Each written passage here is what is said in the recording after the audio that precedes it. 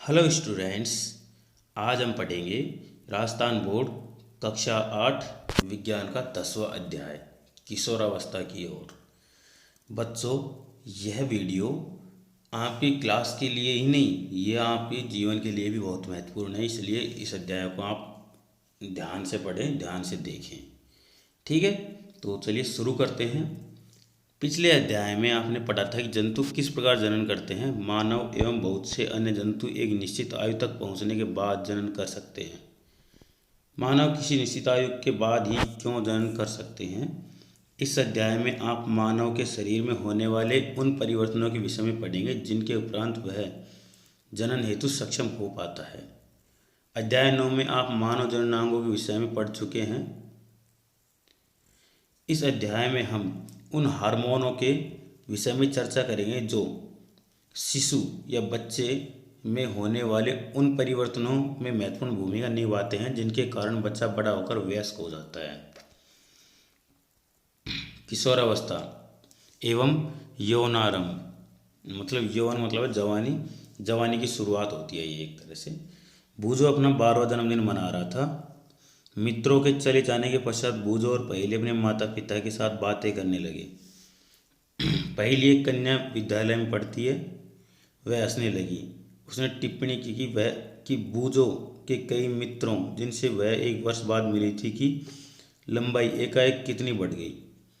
उनमें से कुछ तो मुँह से आने से जोकर या कार्टून नजर आ रहे थे। उसकी माँ ने समझाया कि लड़के बड़े हो गए हैं। वृद्धि जन्म से ही समय से ही होने लगती है। वृद्धि जन्म के समय से ही होने लगती है, परंतु 10 या 11 वर्ष की आयु के बाद वृद्धि में एकाएक तीव्रता आती है और वृद्धि साफ दिखाई देने लगती है। शरीर में होने वाली परिवर्तन प्रक्रिया का एक भाग है। यह इस बात का संकेत है कि अब आप बच्चे नहीं रहे तथा युवा अवस्था में कदम रख रहे हैं।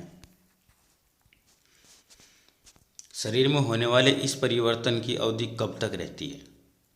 जीवन का यह ऐसा अजीब काल है कि इसमें आप न तो बच्चे रहते हैं और न ही बड़े। मैं जिज्ञासु हूँ कि क्या बाल्यकाल एवं युवावस्था के मध्य इस अवधि का कोई विशेष नाम है। वृद्धि एक प्राकृतिक प्रक्रम है। जीवन काल की वह अवधि जब शरीर में ऐसे परिवर्तन होते हैं जिसके परिणाम स्वरूप जनन परिपक्वता आती है। किशोरावस्था इंग्लिश में एडोलेसेंस कहते हैं। किशोरावस्था लगभग 11 वर्ष की आयु से आरंभ होकर 18 या 19 वर्ष की आयु तक रहती है। यह अवधि क्योंकि अंग्रेजी के TEENS टीन्स मतलब 13 से 18 या 19 वर्ष की आयु तक होती है। किशोरों को टीनेजर्स भी कहा जाता है।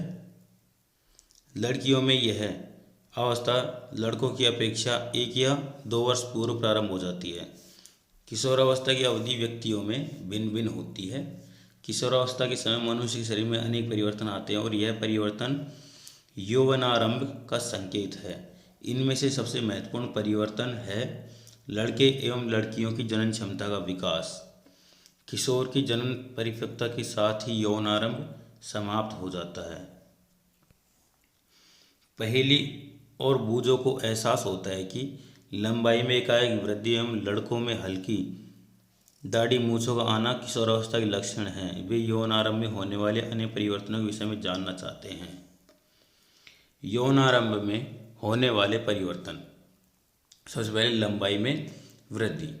लंबाई में एकाएक वृद्धि यौनारंभ के दौरान होने वाला सबसे अधिक दृष्टिगोचर परिवर्तन है। इस समय शरीर की लंबी अस्थियों की अर्थात हाथ एवं पैरों की अस्थियों या हड्डियों की लंबाई में वृद्धि होती है। व्यक्ति लंबा हो जाता है। क्रियाकलाप 10.1 है। निम्न चार्ट में लड़कियों और लड़कियों की आयु के साथ लंबाई की वृद्धि की औसत दर को दर्शाया गया है। कॉलम 2 व 3 में किसी व्यक्ति की लंबाई को प्रतिशत में दर्शाया गया है जो कि आयु पर पहुंचने पर होती है। आयु को कॉलम 1 से दर्शाया गया है। उदाहरण 11 वर्ष की आयु तक एक लड़का अपनी पूर्ण लंबाई का 81% प्राप्त करता है, जबकि एक लड़की अपनी पूर्ण लंबाई की 88% तक पहुंच जाती है। यह आंकड़े प्रतिनिधित्व मात्र हैं जो व्यक्तियों में भिन्न हो सकते हैं। अपने मित्रों के लिए सारणी का प्रयोग करके उनकी पूर्ण लंबाई का अनुमान लगाइए। पता लगाइए कि आपकी कक्षा में कौन सबसे लंबा है और कौन सबसे बौना हो सकता है। तो यहाँ देखें, 8 वर्ष की आयु में एक लड़का 72% अपनी टोटल लंबाई का 72% लंबा हो जाता है और लड़कियाँ 77%। 9 वर्ष की आयु में 75% तक पहुँच जाता है लड़का और लड़की 81%। 10 वर्ष की आयु में लड़का 78% पहुँचता है और लड़की 84%। 11 वर्ष की आयु में लड़का हो जाता है 81% और लड़कियां 88%। 12 वर्ष की आयु में 84% लंबाई लड़के की हो जाती है अपनी टोटल लंबाई की और लड़कियां हो जाती हैं 91%। 13 वर्ष की आयु में लड़का 88% अपनी टोटल लंबाई का हो चुका होता है और लड़की 95%। 14 वर्ष की आयु में 92% लड़का और 98% लड़की। 15 वर्ष की आयु में 95% लड़का और 99% लड़की। 16 वर्ष की आयु में 98% होता है लड़का और 99.5% होती है लड़की। 17 वर्ष की आयु में लड़का 99% होता है और 100% हो जाती है लड़की। और 18 वर्ष की उम्र में लड़के और लड़कियां दोनों अपनी टोटल लंबाई बढ़ चुके होते हैं 100%। पूर्ण लंबाई के लिए गणना सेंटीमीटर में। वर्तमान लंबाई अब है जो, और वर्तमान आयु में पूर्ण लंबाई का प्रतिशत गुणा 100। तो चार्ट में दिए गए मान के अनुसार, ठीक है। उदाहरण है एक लड़का जिसकी आयु 9 वर्ष है तथा लंबाई 120 सेंटीमीटर है। वृद्धि काल की समाप्ति और उसकी अनुमानित लंबाई होगी 120/75 गुणा 100 मतलब 160 सेंटीमीटर। एक क्रियाकलाप और है 10.2। क्रियाकलाप 10.1 में दिए गए आंकड़ों का उपयोग करके एक ग्राफ बनाइए। आयु को x अक्ष पर तथा लंबाई की वृद्धि को y अक्ष पर लीजिए। अपनी आयु को ग्राफ पर विशिष्ट रूप से चिन्हित कीजिए। आप लंबाई के जिस प्रतिशत को प्राप्त कर चुके हैं उसका पता लगाइए। आप अंततः जिस लंबाई को प्राप्त कर सकेंगे उसका परिकलन कीजिए। आप अपने ग्राफ की तुलना निम्न ग्राफ से कीजिए, ठीक है। आपको ग्राफ बनाना है कि आपकी लंबाई किस तरह से बढ़ रही है। प्रारंभ में लड़कियां लड़कों की अपेक्षा अधिक तीव्रता से बढ़ती है, परंतु लगभग 18 वर्ष की आयु तक दोनों अपनी अधिकतम लंबाई प्राप्त कर लेते हैं। अलग अलग व्यक्तियों की लंबाई में वृद्धि की दर भी भिन्न भिन्न होती है। कुछ यौन आरंभ में तीव्र गति से बढ़ते हैं तथा बाद में यह गति धीमी हो जाती है, जबकि कुछ धीरे धीरे वृद्धि करते हैं। मैं चिंतित हूँ, यद्यपि मैं लंबी हो गई हूँ, परंतु शरीर की तुलना में मेरा चेहरा छोटा है। पहली को चिंतित होने की आवश्यकता नहीं है। शरीर के सभी अंग समान दर से वृद्धि नहीं करते। कभी कभी किशोर के हाथ अथवा पैर शरीर के अन्य अंगों की अपेक्षा बड़े दिखाई देते हैं, परंतु शीघ्र ही दूसरे भाग में वृद्धि कर शारीरिक अनुपात को संतुलित कर देते हैं। फलतः शरीर सुडौल हो जाता है। आपने ध्यान दिया होगा कि किसी व्यक्ति की लंबाई उनके परिवार के किसी न किसी सदस्य के लगभग समान होती है। इसका कारण यह है कि माता पिता से जीन पर निर्भर करती है, परंतु वृद्धि के इन वर्षों में उचित प्रकार का संतुलित आहार आवश्यक है। यह अस्थियों, पेशियों एवं शरीर के अन्य भागों को सही ढंग से वृद्धि करने हेतु पर्याप्त पोषण प्राप्त करने में सहायता करता है। आप किशोर की पोषक आवश्यकताओं के विषय में इस अध्याय में आगे पढ़ेंगे। शारीरिक आकृति में परिवर्तन। क्या आपने ध्यान दिया होगा आपकी कक्षा के छात्रों के कंधे एवं सीना निचली कक्षा के छात्रों की अपेक्षा अधिक चौड़े होते हैं। इसका कारण यह है कि वे यौनारंभ में प्रवेश कर चुके हैं। जब वृद्धि के कारण कंधे फैलकर चौड़े हो जाते हैं, लड़कियों में कमर का निचला भाग चौड़ा हो जाता है। वृद्धि के कारण लड़कों में शारीरिक पेशियां लड़कियों की अपेक्षा सुस्पष्ट एवं गठी दिखाई देती हैं। अतः किशोरावस्था के दौरान लड़कों एवं लड़कियों में होने वाले परिवर्तन अलग अलग हैं। स्वर में परिवर्तन। क्या आपने ध्यान दिया है कि कभी कभी आपकी कक्षा के कुछ लड़कों की आवाज़ फटने लगती है। यौनारंभ में स्वर यंत्र अथवा लैरिंक्स ये अपने गले में पाया जाता है। में वृद्धि का प्रारंभ होता है। लड़कों का स्वर यंत्र विकसित होकर अपेक्षाकृत बड़ा हो जाता है। लड़कों में बढ़ता हुआ स्वर यंत्र गले के सामने की ओर सुस्पष्ट उभरे भाग के रूप में दिखाई देता है, जिसे एडम्स एप्पल या कंठमणि कहते हैं। लड़कियों में स्वर यंत्र अपेक्षाकृत छोटा होता है, अतः बाहर से सामान्यतः दिखाई नहीं देता। अतः सामान्यतः लड़कियों का स्वर उच्चारत्व होता है, जबकि लड़कों का स्वर गहरा होता है। किशोर लड़कों में कभी कभी स्वर यंत्र की पेशियों में अनियंत्रित वृद्धि हो जाती है और आवाज़ फटने या भर्राने लगती है। यह स्थिति कुछ दिनों अथवा कुछ सप्ताह तक बनी रहती है, जिसके बाद स्वर सामान्य हो जाता है। देखो इस तरह से, ठीक है। मेरे अनेक सहपाठियों की फटी आवाज़ है, अब मैं जान गया हूँ ऐसा क्यों होता है। स्वेद एवं तैल ग्रंथियों की क्रियाशीलता में वृद्धि। स्वेद मतलब स्वाद लेने, वो पसीने वाली, जो पसीना निकलता है उन ग्रंथियों की बात है। और तेल ग्रंथि मतलब शरीर के चारों ओर तेल ग्रंथि होती है, जिनसे शरीर के बाहर तेल निकलता है। तो गर्मियों में या जब उमस के टाइम जब तेल निकलने लगता है शरीर से, हल्का सा चिकना हो जाता है अपने आप शरीर। किशोरावस्था में स्वेद एवं तेल ग्रंथियों का स्राव बढ़ जाता है। इन ग्रंथियों की अधिक क्रियाशीलता के कारण कुछ, देखो अभी बता रहा हूँ श्वेत ग्रंथि और तेल ग्रंथि क्या होती हैं। श्वेत ग्रंथि, तेल ग्रंथि तथा लाल ग्रंथि कुछ ग्रंथि अपना स्राव वाहियों द्वारा स्रावित करती हैं। अंतःस्रावी ग्रंथियाँ हार्मोन को सीधे रुधिर प्रवाह में निर्मोचित करती हैं, इसलिए इन्हें नलिका विहीन ग्रंथियाँ भी कहते हैं। तो अभी हमारी जो ऊपर लाइन चल रही थी, किशोरावस्था में स्वेद और तेल ग्रंथियों का स्राव बढ़ जाता है। इन ग्रंथियों की अधिक क्रियाशीलता के कारण कुछ व्यक्तियों के चेहरे पर फुंसियाँ और मुहासे आदि हो जाते हैं। जनन अंगों का विकास। पिछले अध्याय में चित्र 9.1 एवं 9.3 में दर्शाए गए मानव जननांगों का पुनरावलोकन कीजिए। यौनारंभ में नरजननांग के जैसे कि वृषण एवं शिशन पूर्णतः विकसित हो जाते हैं। वृषण से शुक्राणुओं का उत्पादन भी प्रारंभ हो जाता है। लड़कियों में अंडाशय साइज में वृद्धि हो जाती है तथा अंड परिपक्व होने लगते हैं। अंडाशय से अंडाणुओं का निर्मोचन भी प्रारंभ हो जाता है। मानसिक, बौद्धिक एवं संवेदनात्मक परिपक्वता प्राप्त होना। किशोरावस्था व्यक्ति के सोचने के ढंग में परिवर्तन की अवधि भी है। पहले की अपेक्षा किशोर अधिक स्वतंत्र एवं अपने प्रति अधिक सचेत हो जाता है। उनमें बौद्धिक विकास भी होता है तथा वे सोचने विचारने में काफ़ी समय लेते हैं।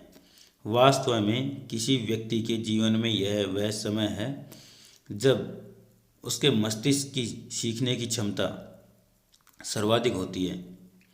कभी कभी यद्यपि किशोर शारीरिक एवं मानसिक परिवर्तनों के प्रति अपने आप को ढालने हेतु प्रयास करता हुआ स्वयं को असुरक्षित महसूस करता है, परंतु किशोर होने के नाते आपको समझना चाहिए कि असुरक्षित महसूस करने का कोई कारण नहीं है। ये परिवर्तन प्राकृतिक हैं जो शारीरिक वृद्धि के कारण उत्पन्न हो रहे हैं। गौण लैंगिक लक्षण, ऐसे लक्षण जो हमें दिखाई नहीं देते और हमारे शरीर के अंदर होते रहते हैं। गौण मतलब जो दिखाई नहीं देने वाले। आप अध्याय 9 में पढ़ चुके हैं कि वृषण एवं अंडाशय जनन अंग हैं। वे युग्मक अर्थात शुक्राणु एवं अंडाणु उत्पन्न करते हैं। युवावस्था में लड़कियों में स्तनों का विकास होने लगता है। लड़कों के चेहरे पर बाल उगने लगते हैं अर्थात दाढ़ी मूछें आने लगती हैं। ये लक्षण क्योंकि लड़कियों को लड़कों की से पहचानने में सहायता करते हैं, तो उन्हें गौण लैंगिक लक्षण कहते हैं। लड़कों के सीने पर भी बाल आ जाते हैं। लड़कों एवं लड़कियों दोनों में ही बगल या जांघ के ऊपरी एवं प्यूबिक क्षेत्र में भी बाल आ जाते हैं। बूझो और पहेली दोनों ही जानना चाहते हैं कि यौनारंभ में होने वाले इन परिवर्तनों का आरंभ कौन करता है। किशोरावस्था में होने वाले परिवर्तन हार्मोन द्वारा नियंत्रित होते हैं। हार्मोन रासायनिक पदार्थ हैं। यह अंतःस्रावी ग्रंथियों अथवा अंतःस्रावी तंत्र द्वारा स्रावित किए जाते हैं। यौनारंभ के साथ ही वृषण पौरुष हार्मोन अथवा टेस्टोस्टेरोन का स्रवण करना प्रारंभ कर देता है। यह लड़कों में परिवर्तन का कारक है, जिसके बारे में आपने अभी अभी पढ़ा है। उदाहरण के लिए चेहरे पर बालों का आना लड़कियों में यौनारंभ के साथ ही अंडाशय स्त्री हार्मोन अथवा एस्ट्रोजन उत्पादित करना प्रारंभ कर देता है, जिससे स्तन विकास हो जाता है, स्तन विकसित हो जाते हैं। दुग्ध स्रावी ग्रंथियां अथवा दुग्ध ग्रंथियां स्तन के अंदर विकसित होती हैं। इन हार्मोनों के उत्पादन का नियंत्रण एक अन्य हार्मोन द्वारा किया जाता है, जो पीयूष ग्रंथि अथवा पिट्यूटरी ग्रंथि द्वारा स्रावित किया जाता है। जनन प्रक्रिया प्रारंभ करने में हार्मोन की भूमिका। अंतःस्रावी ग्रंथियां हार्मोन रुधिर प्रवाह में स्रावित करती हैं, जिससे वह शरीर के विशिष्ट भाग अथवा लक्ष्य स्थल तक पहुंच सकें। लक्ष्य स्थल हार्मोन के प्रति अनुक्रिया करता है। हमारे शरीर में अनेक अंतःस्रावी ग्रंथियां हैं। वृषण एवं अंडाशय लैंगिक हार्मोन स्रावित करते हैं। आपने अभी अभी पढ़ा है कि हार्मोन गौण लैंगिक लक्षणों के लिए उत्तरदायी है। लैंगिक हार्मोन भी पीयूष ग्रंथि द्वारा स्रावित हार्मोन के नियंत्रण में है। पीयूष ग्रंथि अनेक हार्मोन स्रावित करती है। उनमें से एक हार्मोन अंडाशय में अंडाणु एवं वृषण में शुक्राणु के परिपक्व होने को नियंत्रित करता है। तो देखिए, पीयूष ग्रंथि से स्रावित हार्मोन जननांगों को टेस्टोस्टेरोन पुरुष और नर में तथा एस्ट्रोजन स्त्रियों में स्रावित करने के लिए उद्दीपित करता है। मतलब जो हमारे शरीर में एक ग्रंथि है जिसको मास्टर ग्रंथि बोलते हैं, सबसे ज़्यादा काम की और क्रियाशील ग्रंथि है पीयूष ग्रंथि। तो ये उद्दीपित करता है, मतलब ये आदेश देता है शरीर को, ठीक है, कि इस तरह के हार्मोन उत्पादित करने हैं। और जब ये उद्दीपित करता है तो फिर वो उत्पन्न करने लगता है। तो रुधिर प्रवाह में स्रावित किया जाता है ये हार्मोन निकलता है और शरीर उसमें खून में मिल जाता है तथा शरीर के विभिन्न भागों तक पहुंचता है। शरीर के विभिन्न भागों तक पहुंचता है तो साथ साथ में जहाँ पर इसकी ज़रूरत है वहाँ पर भी पहुँचता है, तो वहाँ पर इसको काम में ले लिया जाता है। और यौनारंभ के समय शरीर में परिवर्तनों को उद्दीपित करता है, ठीक है। जहाँ पहुँचता है वहाँ पर उस अंग का विकास करने लगता है। पहली और बूझ आप समझ गए हैं कि यौनारंभ व्यक्ति में जनन अवधि का प्रारंभ है, जब व्यक्ति जनन की क्षमता प्राप्त करता है। परंतु वे जानना चाहते हैं क्या जनन काल एक बार प्रारंभ होने के बाद जीवन पर्यंत चलता ही रहता है या कभी समाप्त भी होता है। तो देखो, मानव में जनन काल की अवधि, जब किशोरों के वृषण तथा अंडाशय युग्मक उत्पादित करने लगते हैं तब वे जनन के योग्य हो जाते हैं। युग्मक की परिपक्वता एवं उत्पादन क्षमता पुरुषों में स्त्रियों की अपेक्षा अधिक अवधि तक रहती है। पुरुषों में जनन अवस्था का प्रारंभ 10 से 12 वर्ष की आयु से हो जाता है तथा सामान्यतः 45 से 60 वर्ष की आयु तक ही चलता रहता है। यौनारंभ पर अंडाणु परिपक्व होने लगते हैं। अंडाशयों में एक अंडाणु परिपक्व होता है तथा लगभग 28 से 30 दिनों के अंतराल पर किसी एक अंडाशय द्वारा निर्मोचित होता है। इस अवधि में गर्भाशय की दीवार मोटी हो जाती है, जिससे यह अंडाणु के निषेचन के पश्चात युग्मनज को ग्रहण कर सके, जिसके फलस्वरूप गर्भधारण होता है। यदि अंडाणु का निषेचन नहीं हो पाता है तब उस स्थिति में अंडाणु तथा गर्भाशय का मोटा स्तर उसकी रुधिर वाहिकाओं सहित निस्तारित हो जाता है। इससे स्त्रियों में रक्तस्राव होता है, जिसे ऋतुस्राव या रजोधर्म कहते हैं। इंग्लिश में बोले तो MC पीरियड, मेंस्ट्रुएशन पीरियड कहते हैं। ऋतुस्राव लगभग 28 से 30 दिनों में एक बार होता है। पहला ऋतुस्राव यौनारंभ में होता है, जिसे रजोदर्शन कहते हैं। लगभग 45 से 50 वर्ष की आयु में ऋतुस्राव होना रुक जाता है। ऋतुस्राव के रुक जाने को रजोनिवृत्ति कहते हैं। प्रारंभ में ऋतुस्राव चक्र अनियमित हो सकता है तथा इसके नियमित होने में कुछ समय लग सकता है। पहली कहती है कि स्त्रियों में जनन काल की अवधि रजोदर्शन से रजोनिवृत्ति तक होती है क्या? यह सही है? तो देखो, ऋतुस्राव चक्र का नियंत्रण हार्मोन द्वारा होता है। इस चक्र में अंडाणु का परिपक्व होना, इसका निर्मोचन, गर्भाशय की दीवार का मोटा होना एवं निषेचन न होने की स्थिति में इसका टूटना शामिल है। यदि अंडाणु का निषेचन हो जाता है तो वह विभाजन करता है तथा गर्भाशय में विकास के लिए स्थापित हो जाता है, जैसा कि आप पिछले अध्याय में पढ़ चुके हैं। संतति का लिंग निर्धारण किस प्रकार होता है? मैंने अपनी माँ और चाची को बातें करते सुना कि मेरी चचेरी बहन का होने वाला बच्चा लड़का होगा या लड़की। मुझे यह जानने की उत्सुकता है कि इस बात का निर्धारण कैसे होता है कि निषेचित अंडाणु लड़के में अथवा लड़की में विकसित होगा।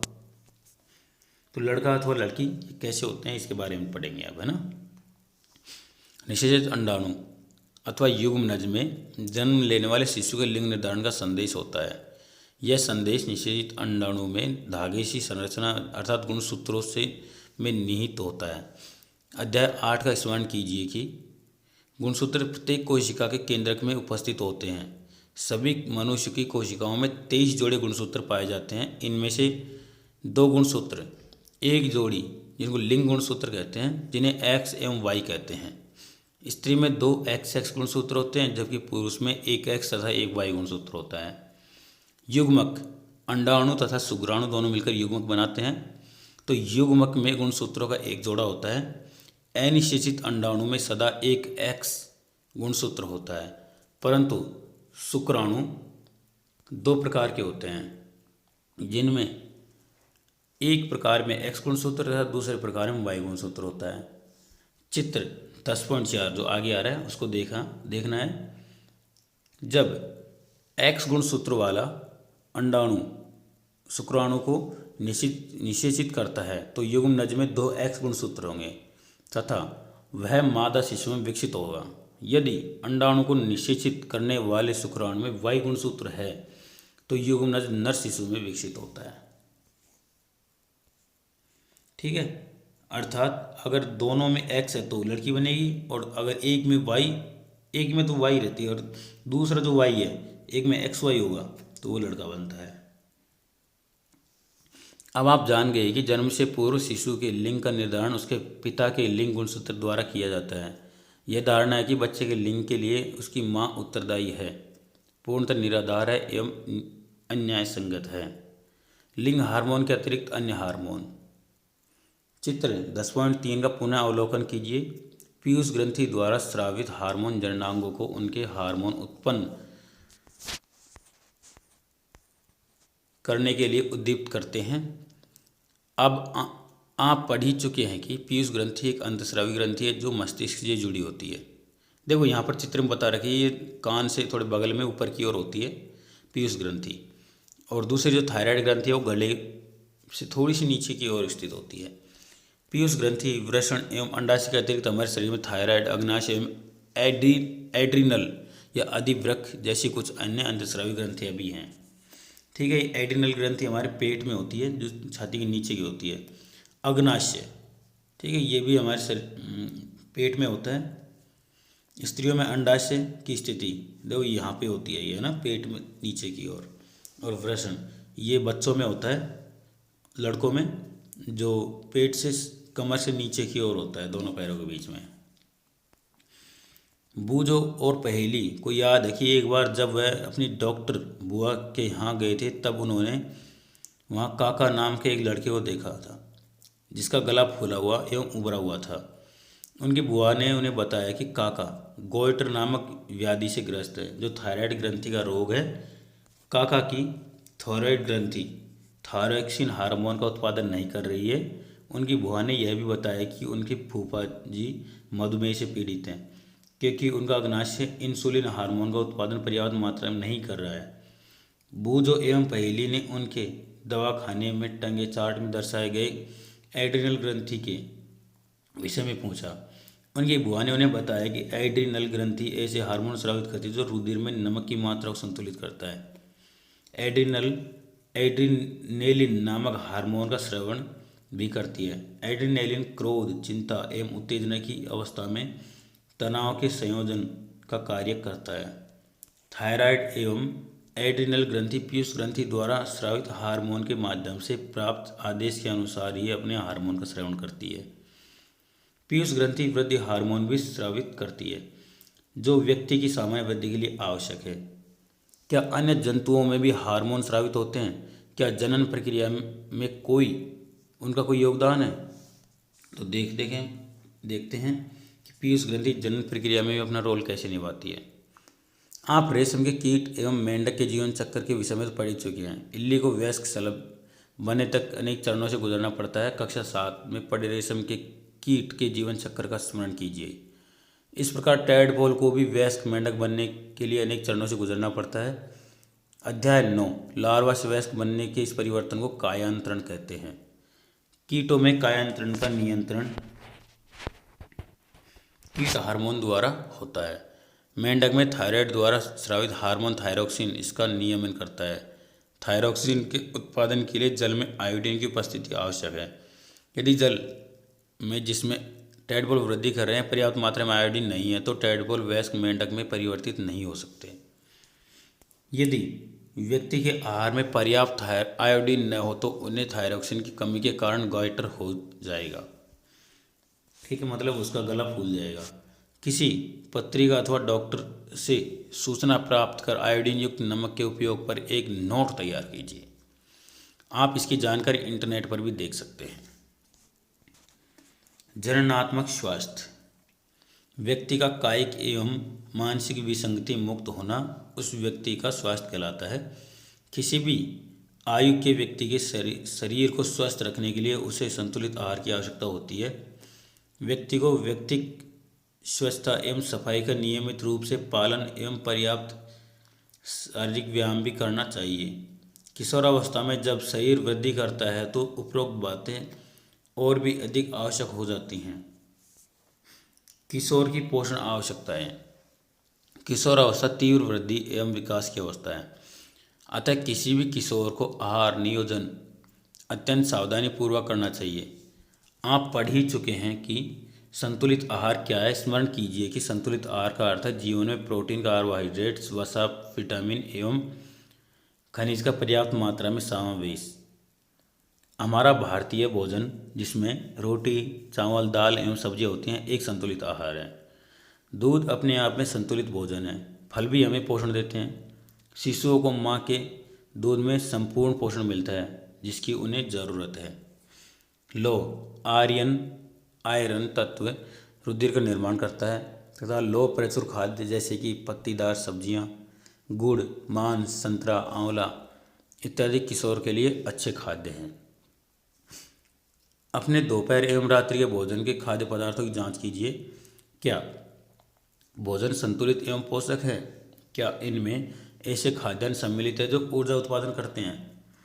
तथा क्या इनमें दूध, मांस, नट एवं दालें भी शामिल हैं जो वृद्धि हेतु प्रोटीन उत्पादन करते हैं? क्या इसमें वसा एवं शक्कर भी शामिल हैं जो ऊर्जा प्रदान करते हैं? फल एवं सब्जियों का क्या स्थान है जो रक्षी भोजन है?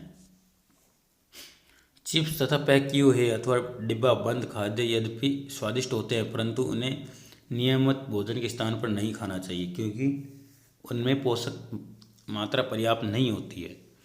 क्रियाकलाप 10.4 अपने मित्रों के साथ एक समूह बनाइए। उन खाद्य पदार्थों के नाम लिखिए जो आपने पिछले दिन नाश्ते, दोपहर के भोजन एवं रात्रिकालीन भोजन में खाए थे। उन खाद्य पदार्थों की पहचान कीजिए जो समुचित वृद्धि के लिए उत्तरदायी हैं। जंक फूड की पहचान कीजिए जो आपने पिछले दिनों में खाया था।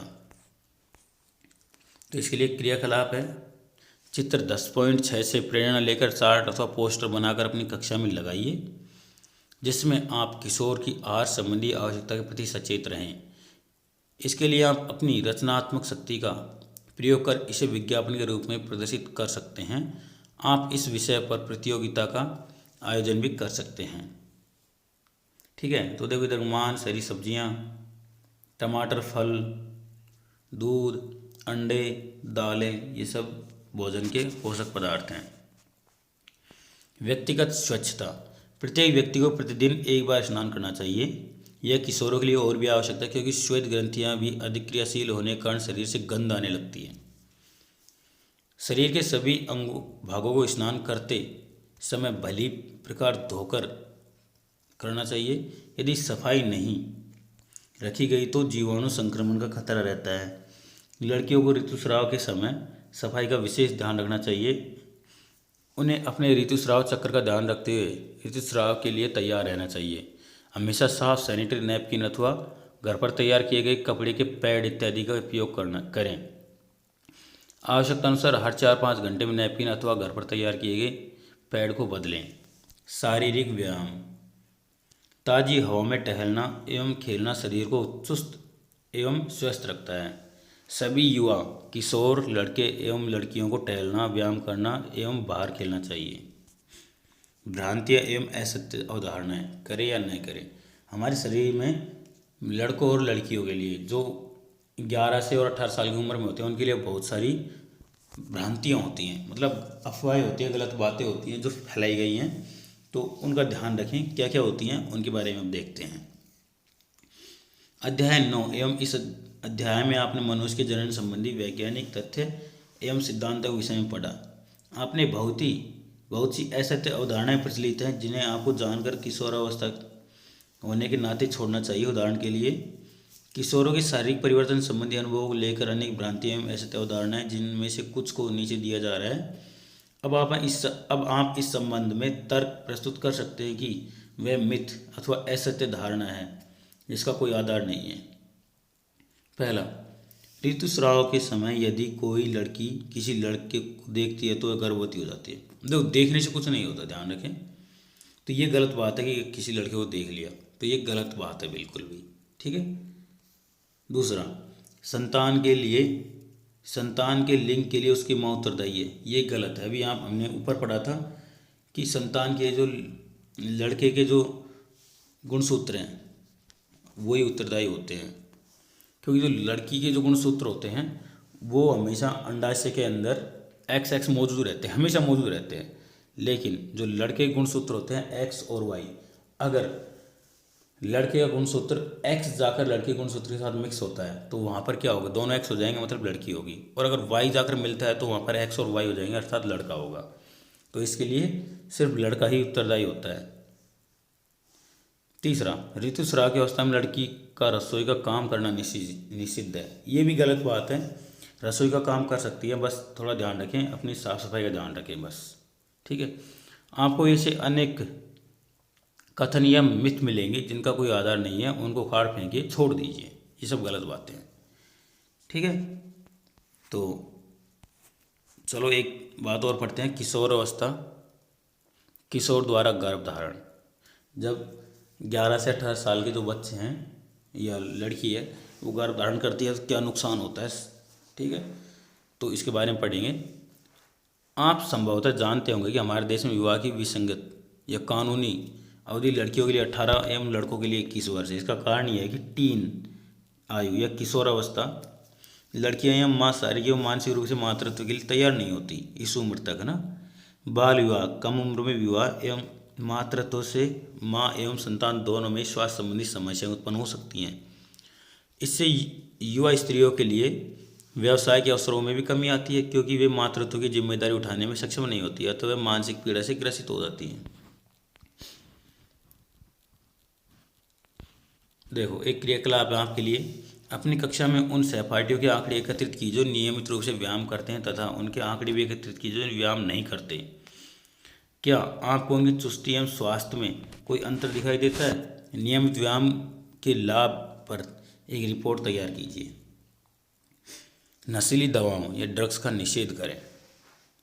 आजकल शहर के बच्चों में ये समस्या बड़ी अजीब सी है, गांव के बच्चे तो फिर भी इनसे बचे हुए रहते हैं, ठीक है। किशोरावस्था व्यक्ति के शारीरिक एवं मानसिक रूप से अधिक सक्रियता का समय है, जो वृद्धि काल का एक सामान्य भाग है। अतः भ्रमित अथवा असुरक्षित न महसूस करें। यदि कोई व्यक्ति आपको यह बताता है कि किसी ड्रग या नशीली दवा के सेवन से आप अच्छा या तनाव मुक्त महसूस करेंगे, तो आपको इसके लिए नहीं कहना चाहिए जब तक वह दवा डॉक्टर द्वारा न दी गई हो। ड्रग नशीले पदार्थ है जिनकी लत पड़ जाती है। यदि आप इन्हें एक बार लेते हैं तो आपको उन्हें बार बार लेने की इच्छा होती है, परंतु कालांतर में, मतलब थोड़े टाइम बाद में यह हानिकारक है। यह स्वास्थ्य एवं खुशी दोनों को ही बर्बाद कर देती है। आपने एड्स के विषय में तो अवश्य ही सुना होगा, जो HIV नामक खतरनाक विषाणु वायरस द्वारा होता है। यह वायरस एक पीड़ित व्यक्ति से स्वस्थ व्यक्ति में ड्रग के इस्तेमाल की जाने वाली सिरिंज द्वारा भी जा सकता है। वायरस का संक्रमण दूसरे माध्यमों जैसे पीड़ित या रोगी माँ से दूध द्वारा उसके शिशु में हो सकता है।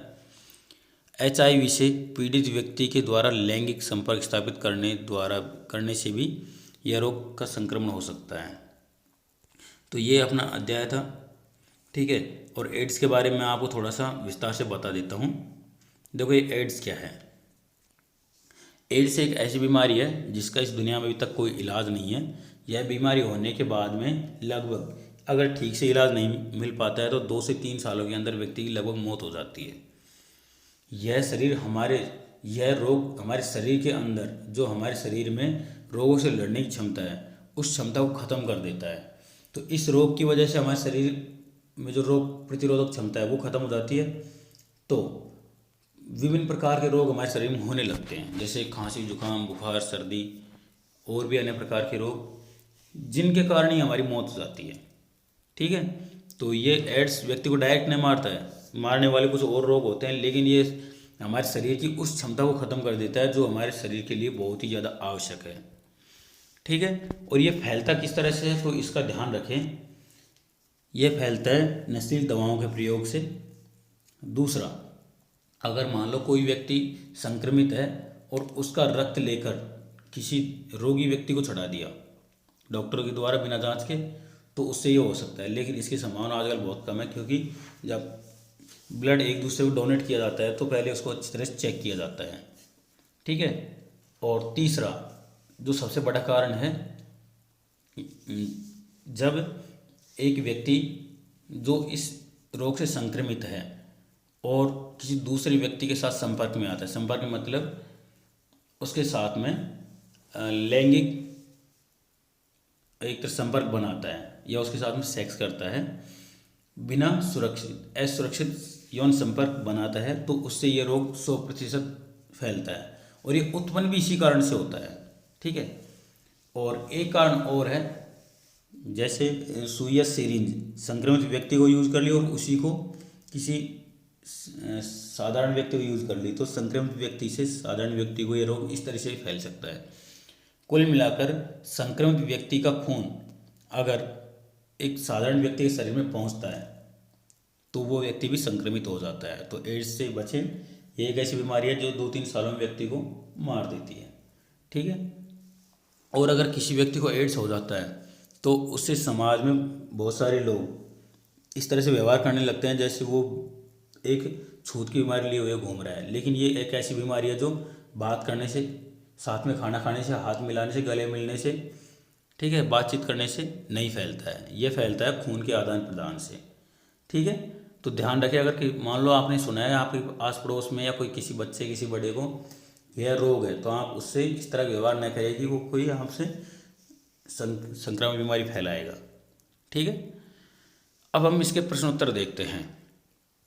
शरीर में होने वाले परिवर्तनों के लिए उत्तरदायी अंतःस्रावी ग्रंथियों द्वारा स्रावित पदार्थ का नाम क्या है, ठीक है। तो इसका नाम है हार्मोन, ठीक है।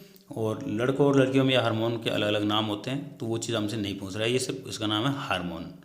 दूसरा, किशोरावस्था को परिभाषित कीजिए। देखो, लड़का और लड़कियों में 11 से 13 वर्ष की आयु में ये शुरू होती है और 18 से 19 साल की उम्र में ये खत्म होती है। देखो, मान लो 13 साल की उम्र में हो रहा है तो 13 को इंग्लिश में बोलते हैं 13, लास्ट में आ रहा 10, और ख़त्म हो रहा है 18 या 19 में, तो लास्ट में आ रहा है 3। इसलिए इंग्लिश वर्ड जो टीन है उसमें से 13 या 18, 19 उसमें से 3 को निकाल कर अलग कर लिया, मतलब टीन मतलब किशोरावस्था। एक ऐसी अवस्था जिसमें बच्चों के शरीर में शारीरिक परिवर्तन होने लगते हैं, शरीर में विकास होने लगता है, जनन अंगों में परिपक्वता आने लगती है, उनका विकास होने लगता है। तो इस अवस्था को बोलते हैं शारीरिक अवस्था में परिवर्तन या किशोर अवस्था। तीसरा प्रश्न, ऋतुस्राव क्या है, वर्णन कीजिए।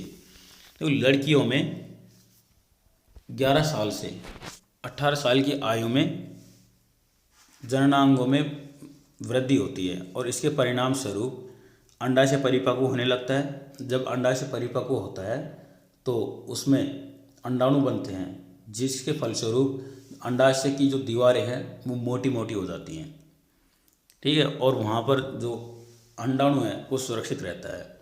यदि अंडाणु निषेचित नहीं हो पाता है तो यह अंडाणु खत्म हो जाता है एक निश्चित समय के बाद में, और जो दीवारें हैं वो वापस उसी अवस्था में आने लगती हैं, पतली होने लगती हैं। तो जिस वजह से मोटी मोटी हुई थी खून के भरने के कारण, तो वो खून है वापस शरीर से बाहर निकलने लगता है, क्योंकि वो खून बेकार हो जाता है और वो शरीर से बाहर निकलने लगता है। तो जब ये शरीर के बाहर ये खून निकलता है तो उसको बोलते हैं ऋतुस्राव, और यह 28 से 30 दिन के अंदर एक बार ज़रूर होता है, ठीक है। और निषेचन के बाद में यह रुक जाता है, तो इसी को बोलते हैं ऋतुस्राव। चौथा प्रश्न, यौनारंभ के समय होने वाले शारीरिक परिवर्तनों की सूची बनाइए।